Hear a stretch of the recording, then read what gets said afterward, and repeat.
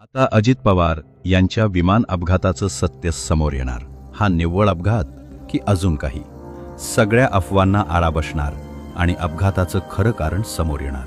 सध्या सगळीकडेच black box टेक्नॉलॉजीची चर्चा आहे. काय आहे ही टेक्नॉलॉजी? चला या व्हिडिओमधून जाणून घेऊया. या यंत्राचं नाव जरी ब्लॅक असलं तरी त्याचा रंग गडद नारंगी म्हणजेच ब्राईट ऑरेंज असतो. हे यंत्र विमानाच्या शेवटच्या भागात बसवलेलं असतं. अपघातानंतर पडलेल्या ढिगाऱ्यात, झाडाझुडपात किंवा मातीत सुद्धा हे यंत्र सहज दिसून यावं म्हणून याचा रंग हा ऑरेंज असतो.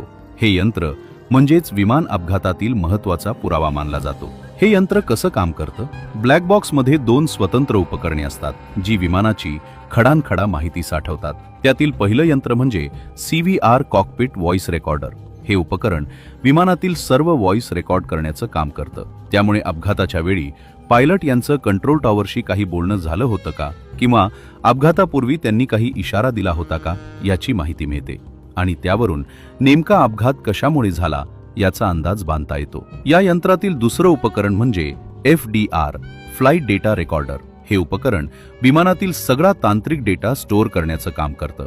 म्हणजे विमान किती उंचीवर होते, त्याचा वेग किती होता, इंधन किती शिल्लक होते आणि लँडिंगच्या वेळी विमानाची स्थिती काय होती याची सेकंदाची नोंद यात असते.